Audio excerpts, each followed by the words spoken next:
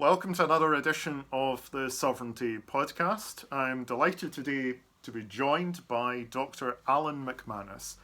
Dr McManus is the Sovereignty candidate for Kirkintilloch East and North and Twechar, and so it's a pleasure to have you on the podcast today. So maybe you could introduce yourself first of all, say a little bit about yourself and your connections to Kirkintilloch. Okay.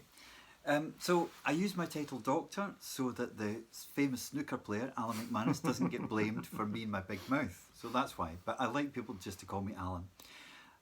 My family moved here in the mid-1960s, and I've been here more or less ever since, although I have lived and worked abroad teaching English. I worked in France for a while as well. I worked in hospitality, in care. I'm an academic, and at the moment I'm studying law. Great. Okay. Can you say a little bit about your priorities for the ward and for the entire council if you were elected?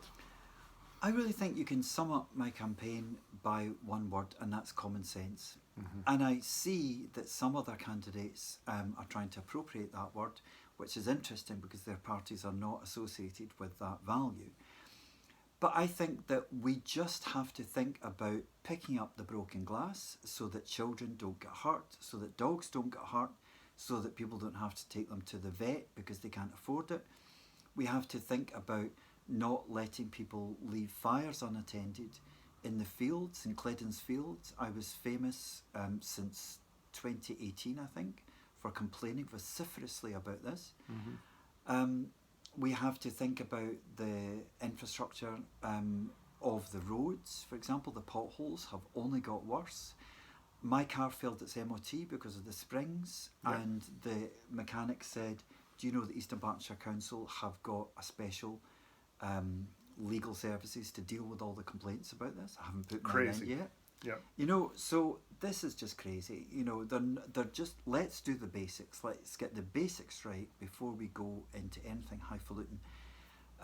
Let's just be common sense. Let's just run the place. In terms of public infrastructure in the ward, where do you see the opportunities to change or improve things? I know you've spoken in the past about the shared space in the centre of Kirkintilloch.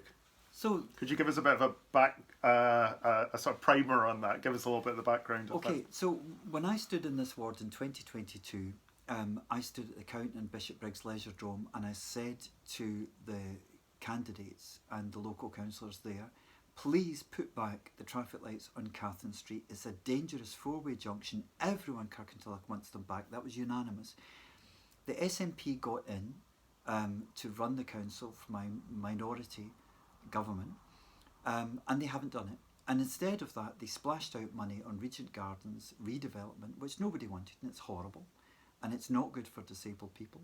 Disabled people have been complaining about not being able to cross the road safely for years now, and nobody is listening, and that's just a disgrace.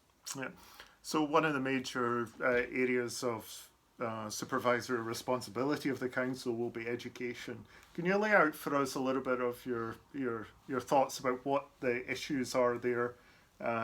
We know there's a strike locally, but can you say a little bit about the background to that and what you would do and what you would bring to that particular situation? Right, so I've been teaching since 1990 in this country and abroad on every level, from university to secondary school. I am a state registered teacher of religious and philosophical studies, RE in other words, and I'm really concerned that teachers are not being allowed to teach. Teachers are struggling because they are basically being pushed into being social workers or psychologists, therapists. They're none of those things. There are people who are trained to be those things. Teachers should be allowed to teach. And that means that they need to feel safe. And that means that, so I have a friend that I went to school with, who's a lovely lady, and she became a teacher late in life, and she gets chairs thrown at her. She's quite petite, and she has chairs thrown at her. And she should not, that should not be happening. you know, we weren't angels when we were in school, but we didn't chuck chairs at the teachers. And if we had, we would have been out of there, you know. But there are no consequences for pupils because doing drive-bys, you know, all this American jargon, focusing on relationships. Relationships are good. I have a PhD in education. I am an expert in education. So I know that relationships are really good, but we have to also be sensible. And the first thing is that the pupils need to be safe and the teachers need to be safe. And that means that if you have a young criminal, because that's criminal behaviour, that's assault and battery, then that person has to face consequences. Because if not, then the next person will see that they can get away with it.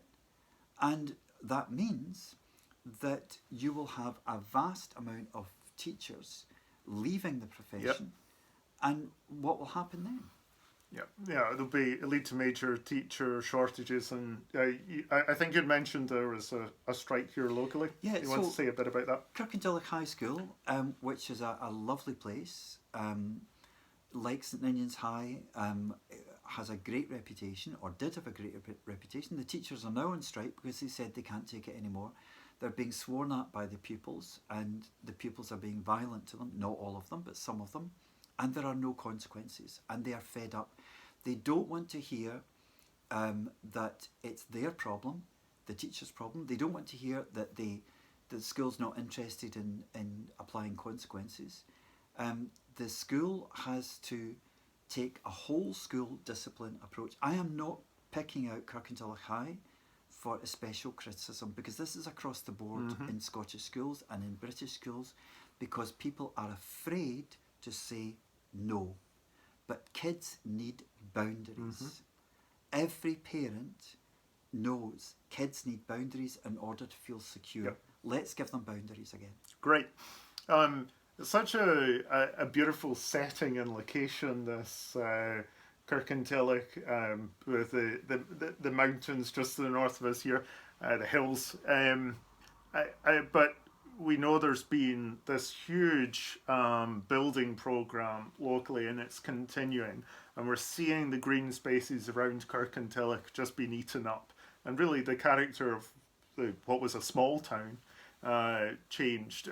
What would you bring to that conversation? Can you say a little bit about your thoughts around this area as far as this drive to plaster much of the central belt of Scotland with housing is concerned? Because, you know, no one wants to live in endless, you know, urban landscape. Well, few folk perhaps do. People really do value their green spaces. So exactly. Yep. If we go any further, we're going to have concrete cows here, like Milton Keynes. And we have got, just yards away from this house, we've got the Antonine Wall, World Heritage, the Forth and Clyde Canal. I'm part of the Forth and Clyde Canal Society. And which is Kirkintilloch is canal capital in Scotland, and that is something that we could develop more, because it's just beautiful. And unfortunately, building encroaches on those heritage sites. We need to look at brownfield. We need to look at former offices, former shops. We know that things are changing, and the way that people buy things is changing, so we can redevelop these sites. Because the high street is looking so sad, you know. There's you know, nothing but barbers and charity shops and you know, chains and boarded up shops, and it's really sad. And that's why we need to support small traders, so that we have diversity, and that we need to think about housing. We need to think about our green belt, because it is so beautiful here. And we also need to think, why is it that there are places all over Britain, and increasingly here in Scotland, most recently in Paisley, where you have all these illegal immigrants coming. And as I had a conversation with a lovely family who run a shop in Kirkintilloch, and they're from Tanzania, and we talked about the problem of legal migration becoming much harder, and illegal migration using gangs, criminal gangs, becoming much easier. Now that's crazy, that's absolutely crazy. Because if we want anyone to come here to Scotland, then surely we want people who are going to make a contribution and not people who have passed through safe country after safe country in order to get benefits here. We need to be sensible, and that's not racist. That's just looking at the resources that we've got and seeing who can contribute to the community. Yep. And so your message to the local voters: get out and vote for Dr McManus on the 13th of February, I believe. That's right, Thursday coming. Where can people follow you? Just finally, where can people follow you? Okay, so Gumptionology on Twitter, and also I've got a blog post, Free Twechar, and we'll put the links in the show notes. Dr McManus, thank you very much.